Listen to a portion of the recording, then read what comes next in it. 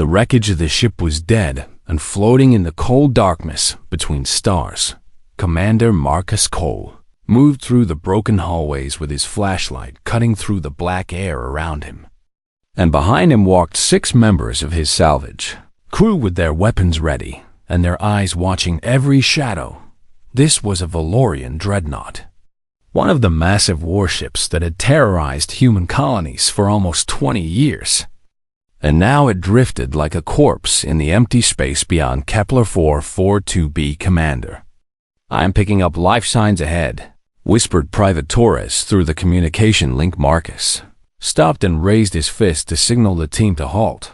The walls around them showed blast marks and deep scratches, and Marcus noticed that these marks came from Valorian weapons, not human ones, which meant this ship had been attacked from the inside. "Someone had a civil war in here," muttered Dr. Chen as she stepped over a fallen body of a Valorian soldier. The Valorians were tall creatures with hard shells covering their bodies like armor, 4 glowing eyes on their heads, and mandibles that clicked when they spoke. And humanity had been fighting them for 2 decades. With little hope of winning, Marcus led his team deeper into the ship until they reached a massive chamber with a high ceiling and golden decorations. On every wall, this was the throne room, and there, in the center of the room, lay the Queen herself, Queen Sivillith of Valorian ascendancy, ruler of 11 star systems and the most powerful enemy humanity had ever faced. Was lying in a pool of her own blood with a ceremonial spear pushed through her abdomen. Marcus approached slowly with his weapon, aimed at her. But he could see she was no threat to anyone in her current condition. Her blood was silver and glowing faintly in the darkness, and it had spread across the floor in a wide circle around her body. Her 4 eyes opened weakly as she heard his footsteps, and her mandibles clicked in what his translator device turned into bitter and painful laughter. "A human," she said with her voice barely louder than a whisper. "Have you come to watch your greatest enemy die?" "Little creature." Marcus knelt beside her and looked at the wound. The spear had gone completely through her body and was pinning her to the floor, and the blood was still flowing slowly from the edges of the wound. "Who did this to you?" he asked. Sivillith made a sound that might have been a cough or might have been more laughter. "My own council. Human. My own blood sisters who I trusted with my life," she said. "They called me weak because I would not authorize the cleansing protocol against your colony worlds." Marcus felt his crew shifting behind him, and he knew what they were thinking.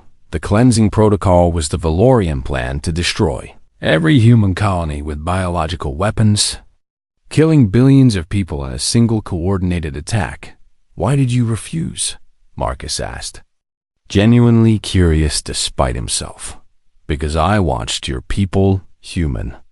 I studied you for many years," Sivillith said with her eyes growing dim. "You are small and fragile, and your technology is primitive compared to ours. But there is something in you that my people do not possess." Something that made me hesitate. She coughed again, and more silver blood came from her mouth. "My sisters called it contamination. They said I had been infected by human sentiment. And so they put this spear through my body and left me here to die alone in the dark." Dr. Chen moved forward and scanned the Queen with her medical device. "Commander, she is dying but not dead yet," Chen reported. "If we act quickly, we might be able to stabilize her. Though I have never worked on Valorian biology before. Why would we save her?" said Sergeant Williams with anger clear in his voice. "She has ordered the deaths of thousands of our people. My brother died on Meridian Station because of her fleet." Marcus looked at Williams and understood his anger completely. Every person on this salvage crew had lost someone to the Valorian War, and every one of them had good reason to let this queen bleed. Out on the floor of her own throne room, Marcus was thinking about something else. He was thinking about the cleansing protocol and the billions of humans who would die if it was activated. He was thinking about the fact that this queen had refused to authorize that genocide and had been nearly killed for that refusal, and he was thinking about what it meant that the Valorians were fighting among themselves. She stopped them, Marcus said quietly. When it mattered most, she chose not to wipe us out. That does not make her our friend, Williams argued. No, it does not, Marcus agreed. But it makes her different from the ones who are trying to kill us now. He turned to Dr. Chun and made his decision. Prep the emergency stasis pod. We are taking her with us. The crew stared at him with shock on their faces. Commander, you cannot be serious, Torres said. I am completely serious. This queen has information about Valorian military positions and strategies and internal politics, Marcus said. And more importantly, she is proof that not all Valorians want to exterminate us. Sivillith was watching him with her 4 eyes, and her expression was impossible to read on her alien face. You are making a mistake. Human, she whispered. You should let me die here. You should release me from this pain and walk away. Marcus shook his head. That is not how humans do things. Your Majesty, Dr. Chun and Torres worked quickly to remove the spear and seal the wound with emergency biofoam. And Sivillith screamed in a high-pitched sound that hurt their ears.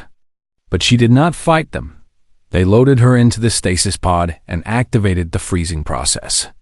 And soon her body was still and cold, and her vital signs were stable on the monitor. Command is going to have questions about this, Williams said as they carried the pod back to their ship. Command can ask all the questions they want. Marcus replied, We just captured the Queen of the Valorian Ascendancy alive. And that changes everything. As their small salvage ship departed from the dead dreadnought, Marcus looked back at the massive warship one last time somewhere out there. The Valorian Council was probably celebrating the death of their queen, and they were probably preparing to launch the cleansing protocol against human colonies without any opposition. They did not know that Sivillith was still alive. They did not know that a human had saved her, and they did not know that their greatest mistake was not killing her completely. When they had the chance, Marcus turned away from the window and walked toward the bridge. The war was about to change in ways nobody could predict. Waystation 7 was a small human outpost on the edge of controlled space. A collection of metal buildings and landing platforms built into an asteroid that nobody else wanted. It was never designed to hold prisoners, especially not alien royalty. The station commander had nearly fainted when Marcus arrived with a Valorian queen in a stasis pod. And there had been hours of arguments and emergency communications with Earth Command before anyone decided what to do in the end. They converted an empty cargo bay into a containment cell. The walls were reinforced with extra metal plating. The atmospheric systems were adjusted to match Valorian requirements, and a shimmering energy barrier was installed across the entrance to prevent escape. Sivillith remained frozen in stasis for 3 weeks while her body slowly healed from the spear wound. Human medicine was not designed for Valorian anatomy, but Dr. Chun studied everything she could find in the captured databases and did her best to keep the queen alive. When Sivillith finally woke up, she found herself lying on a simple metal bed in a gray room with no windows and no decorations. Her first instinct was to attack, but when she tried to stand, she felt the pain in her abdomen and remembered what had happened. She touched her stomach and felt the ugly ridge of scar tissue where the humans had sealed her wound with some kind of foam material. It was crude and ugly, but she was alive. A figure moved outside the energy barrier, and Sivillith turned her head to see the same human who had found her on the dreadnought. He was sitting on a crate with a small device in his hands, reading something on its glowing screen. Your people think you are dead, he said, without looking up at her. The new council leadership has been broadcasting messages across all Valorian space, claiming they purged the human sympathizer and restored the purity of the ascendancy. Sivillith pushed herself into a sitting position despite the pain. "What else?" she asked. Her voice dry and rough from weeks of silence now, the human looked at her, and his eyes were tired and sad. "They activated the cleansing protocol 2 weeks ago. 3 colony worlds are under attack. The death toll is already in the millions." Sivillith felt something twist inside her chest. She had tried to prevent exactly this outcome, and her own sisters had stabbed her and thrown her away like garbage so they could murder billions of innocent creatures. "Why did you save me?" "Human," she demanded. "I am your enemy. I have ordered attacks on your people. I have commanded fleets that destroyed your ships and killed your soldiers." The human set down his reading device and stood up. "My name is Marcus Cole." "Commander Marcus Cole," he said, "and I saved you because you tried to stop the genocide. That does not erase my crimes against your species." "No, it does not," Marcus agreed. "But it tells me something important about you." Sivillith studied this strange creature standing before her. He was so small and fragile compared to a Valorian, with soft skin that could be cut by a simple blade and no natural armor to protect his vital organs. How had such weak beings survived long enough to reach the stars and become a threat to the ascendancy? "You are a fool," she said finally. "Sentiment will not win this war for you. My people are stronger and more numerous than yours. They will burn every world you touch until nothing remains." "Maybe," Marcus said, "but we are still fighting, and we will keep fighting until the last human is dead." He pulled up a chair and sat down facing her through the energy barrier. "Now I have some questions for you, Your Majesty, and I'm hoping you will answer them honestly." "Why would I help you?" Sivillith asked with contempt in her voice. "Because the people who tried to kill you are now in charge of your empire, and I do not think you want them to succeed." Sivillith was silent for a long moment. The human was right. Of course, and she hated that he was right. Her blood sisters had betrayed her and left her for dead, and now they were committing the very atrocity she had sacrificed everything to prevent if she helped the humans. She would be a traitor to her entire species, but if she did nothing, her sisters would prove that the Valorian way was nothing but murder and cruelty. "What do you want to know?" she asked quietly. Marcus leaned forward. "Everything. Fleet positions, military codes, political weaknesses, anything that might help us survive. And in return, you get to live. And maybe you get a chance to take revenge on the people who put a spear through your stomach." Sivillith considered his offer. She had spent her entire life serving the ascendancy, building its power and expanding its reach across the galaxy. And now that same ascendancy had discarded her like a broken tool. What loyalty did she owe to creatures who had tried to murder her? "You should release me," she said suddenly. "Let me go. Let me fade into the darkness. There is no future for me in your world or mine." Marcus shook his head. "That is not going to happen." "Why not?" "I am worthless to you as a prisoner. I am too dangerous to keep alive. Releasing me is the logical choice." "Logic is not everything," Marcus said. "You made a choice to spare my people, and I am making a choice to spare you. That is how humans work." Sivillith felt confused in a way she had never experienced before. Valorian culture was built on strength and power and the domination of weaker species. And mercy was seen as the greatest weakness of all yet. Here was this small, fragile human offering her something she had never expected to receive. From an enemy, a second chance. "You are very strange creatures," she said. "We get that a lot." Marcus replied with a small curve of his mouth that she would later learn was called a smile. "Now start talking, Your Majesty. We have a lot of work to do and not much time to do it." Sivillith took a deep breath and began to speak. She told him about fleet positions and patrol routes, about the weaknesses in Valorian shield technology, about the political divisions within the council that could be exploited. She told him secrets that could save millions of human lives, and as she spoke, she realized that she had already made her choice. She was no longer the queen of the Valorian ascendancy, she was something new. Something without a name, and for the first time in her very long life, she did not know what would happen next. The Queen's choice, the plan was completely instant as Ivlith stood in the communications center of Waystation 7, surrounded by human technicians and officers who were all staring at her with a mixture of fear and desperate hope. Commander Marcus Cole stood beside her, explaining the plan one more time to make sure everyone understood. The Queen will broadcast a message across all Valorian communication channels, he said. She will prove that she is still alive, expose the Council's treachery, and call for all loyal subjects to stand against the new regime. This will split the ascendancy in half, added Admiral Chun, the highest-ranking officer in the sector. Their civil war will become impossible to hide, and their military will be forced to fight itself instead of focusing on us. Sivlith listened to them discuss her fate as Basirs. If she was not standing right there, they were using her as a weapon against her own people. And she understood this completely, but she also understood that her own people had thrown her away like garbage.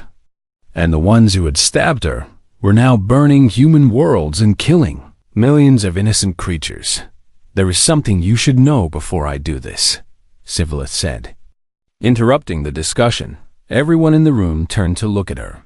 Once I send this message, I can never return to my people, not truly, she continued. Even if we win, even if the Council falls, I will be branded a traitor forever. I will be the queen who sided with the enemy, the weak one who was corrupted by human sentiment. We understand, Marcus said. Do you, Sivlith asked. Do you understand what it means to give up everything you have ever known? To turn your back on your entire species?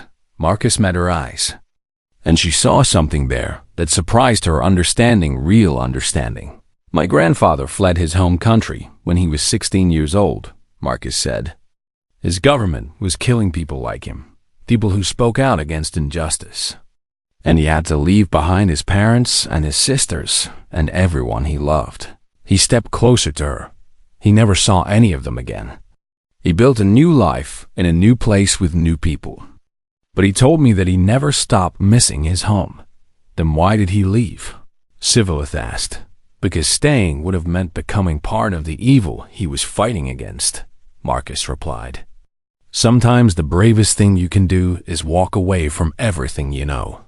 Sivlith turned to face the transmission array. The equipment had been configured to broadcast across hundreds of light years, reaching deep into Valorian space where her message would be heard by billions of her former subjects. If this fails, she said quietly, if they capture me and bring me back to face judgment, they will not capture you, Marcus said. But if they do, Sivlith insisted, turning to look at him with all four of her eyes, you should release me, human. You should let me die before I can be used as a weapon against you. They will torture me for information. They will use me to hurt your people. Marcus shook his head firmly.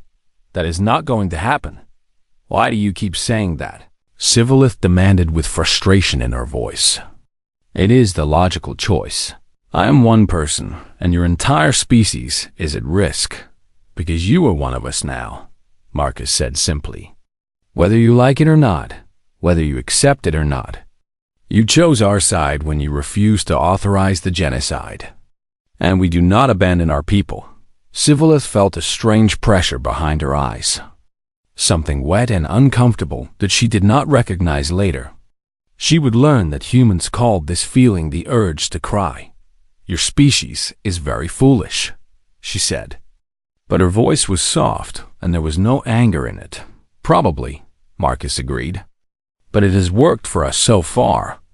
Sivlith turned back to the transmission array and placed her clawed hands on the control panel. She took a deep breath of the strange human air and closed her eyes for a moment in her mind.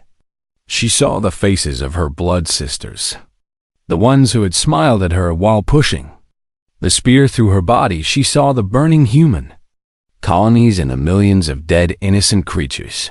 She saw the little girl who had asked if she was the one who tried to help, and she made her choice. People of the Valorian Ascendancy. I am Queen Sivillith, and I am still alive. Her voice boomed out across the communication channels, reaching ships and stations and worlds throughout the galaxy. Your council has lied to you. They tried to murder me because I would not authorize the extermination of an entire species.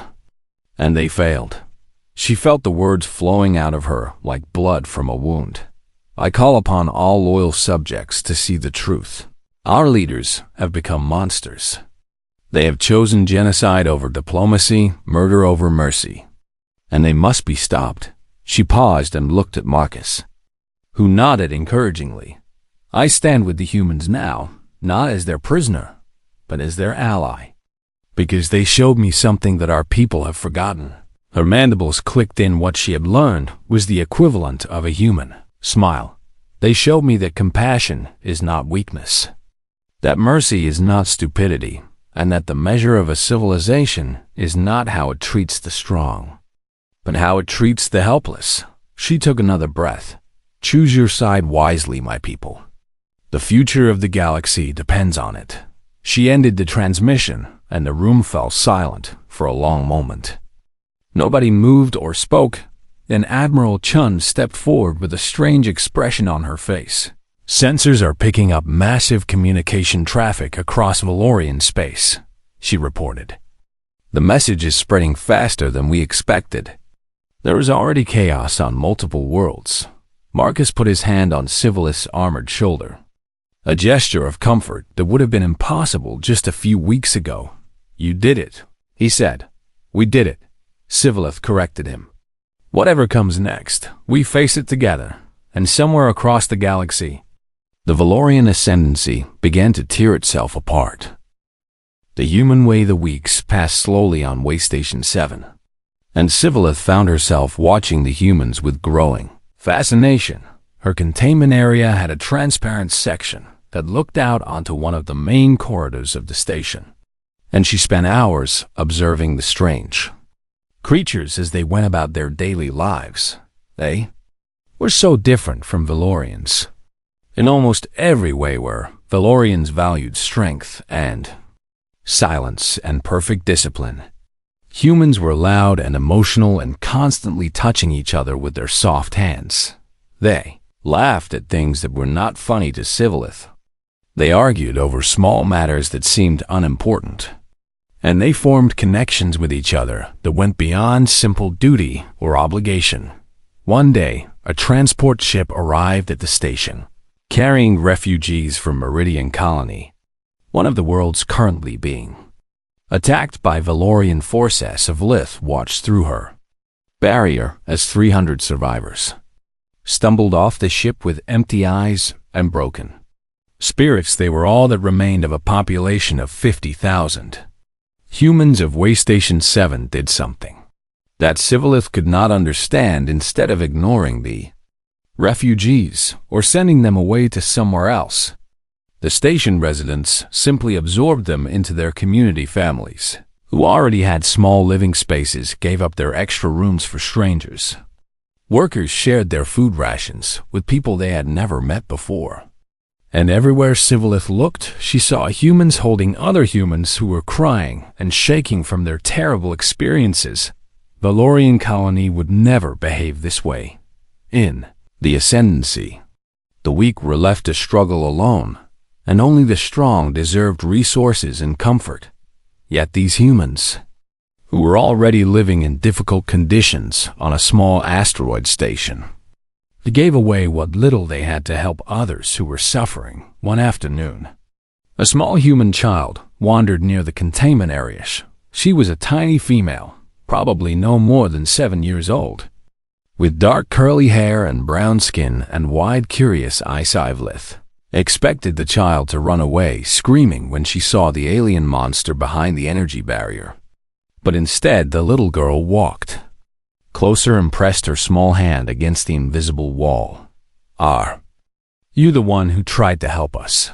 The child asked in a quiet voice. Evelith did not know how to respond. I heard the grown-ups talking, the child continued. They said there was a Valorian queen who tried to stop the bad Valorians from hurting people. Is that you? Sivlith began, then stopped. She had never spoken to a human child before, and she was not sure what to say. Yes, she finally answered. I tried to stop them, but I failed. The little girl tilted her head to the side. My mommy says that trying is what matters. Even if you do not win, she said. She says that good people keep trying even when it is hard. Before Sivlith could respond, an adult human rushed over and pulled the child away with worried sounds. And Sivlith was left alone again with her thoughts. That night, Marcus came to visit her and brought a portable screen that displayed recorded footage from the war front. I want you to see this, he said. I want you to understand what you are dealing with when you deal with humans. The footage showed a battle in space between human and Valorian ships. Human vessels were smaller and slower and carried weaker weapons. And by every logical calculation, they should have been destroyed within minutes, but they were not destroyed. Sivlith watched as a human frigate threw itself directly at a Valorian carrier, ramming into the larger ship at full speed and tearing a hole through its hull. The frigate was completely destroyed, and all its crew died in the impact. But the carrier was crippled and could no longer fight. That captain had a wife and 2 children waiting for him at home. Marcus said quietly. He knew he would never see them again, but he did it anyway because it was the only way to protect the civilian station behind him. The footage continued. A human pilot in a small damaged fighter was spinning through space with flames coming from her engines. And she had a clear path to an escape pod that would carry her to safety instead of ejecting. She turned her burning ship toward a Valorian dreadnought and flew directly into its main engine at maximum speed. The resulting explosion disabled the dreadnought and allowed the human fleet to retreat with their wounded ships. She was 23 years old, Marcus said. She had just graduated from Flight Academy 6 months ago. Sivlith turned away from the screen. Why are you showing me this? She asked. Because your people have never understood us, Marcus replied. The Ascendancy sees our compassion as weakness and our mercy as stupidity. They think that because we cry when our friends die and help strangers who are suffering, we are soft and easy to defeat. He moved closer to the barrier between them. But that is exactly what makes us fight harder. We do not protect our people because they are useful or because they can give us something in return. We protect them because they are ours. Sivlith thought about the Valorian way of war, where soldiers fought for glory and advancement, and the weak were sacrificed without hesitation to serve the strong. She had always believed this was the superior way, the path that had made the Ascendancy powerful enough to rule 11 star systems. But watching these humans sacrifice everything for each other, she felt something crack inside her chest, something old and certain that she had carried her entire life. My people will never stop, she said, more to herself than to Marcus. They will burn every world you touch until nothing remains of your species. Then help us stop them. Marcus said. Sivlith was silent for a long moment. She thought about the little girl who had asked if she was the one who tried to help. She thought about the captain who flew his ship into an enemy carrier to save strangers he would never meet. She thought about her blood sisters who had stabbed her and left her to die because she would not authorize the murder of billions. I do not know if I can, she said finally. None of us know if we can, Marcus replied. We just keep trying anyway. That is the human way, and for the first time since waking up in this gray metal room, Sivlith felt something that might have been hope. The Alliance 6 months had passed since the broadcast that shook the galaxy. Sivlith stood on the bridge of the human warship called the Un's Defiance, watching through the massive view screen as the last enemy flagship burned against the darkness of space. The Battle of Vela Prime was over. Commander Marcus Cole stood beside her, his uniform torn and dirty from the long hours of combat. But his eyes were bright with something that Scivilith had learned to recognize as hope. "We did it," he said quietly all around them. Human officers were cheering and embracing each other, celebrating the victory that nobody had believed was possible. But Scivilith knew that the real miracle was not the battle itself. The real miracle was the fleet that had fought it. She looked out at the ships floating in formation around the Defiance, and she saw something that would have been unthinkable just 1 year ago. Human vessels and Valorian vessels fighting side by side when her broadcast had split the Ascendancy into warring factions. Many of her former subjects had chosen to join her rebellion against the Council at first.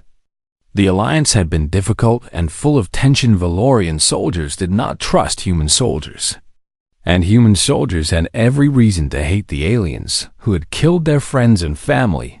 But slowly, battle by battle, the two species had learned to work together. They had learned that Valorian strength could protect human ships during close combat, and that human creativity could solve problems that Valorian tactics could not handle.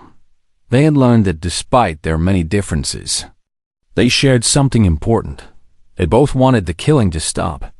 "It is not over," Scivilith said, watching the enemy flagship crumble into burning pieces. "The Loyalists still control several systems, and there will be years of fighting before true peace is possible." "I know," Marcus replied. "But this is the beginning. This proves that we can win." Scivilith turned to face him, and she remembered the first time she had seen this small, fragile human kneeling beside her dying body on the broken dreadnought. He had been a stranger then, an enemy, someone she would have killed without a second thought if their situations had been reversed. Now he was something else entirely. He was her friend. "Tell me something, Commander," she said. "That day on the dreadnought, when you found me bleeding and broken, you could have walked away. You could have let me die and saved yourself a great deal of trouble." Marcus was quiet for a moment, his eyes distant with memory. "I thought about it," he admitted. "Part of me wanted to let you bleed out on that floor. Part of me said it was justice for all the people you had killed. Then why did you save me?" "Because mercy is not weakness," Marcus said finally, meeting her gaze with his strange human eyes. "It is a choice, the hardest choice we can make, and it is what separates us from the monsters." Scivilith considered these words carefully. She had spent her entire life believing that power was everything, that the strong had the right to dominate the weak, that compassion was a flaw to be eliminated. But the humans had shown her a different way. They had shown her that true strength was not about destroying your enemies. True strength was about having the power to destroy them and choosing not to. "Perhaps that is why your species will inherit the stars," she said slowly. "Not because you are the strongest or the most advanced or the most numerous."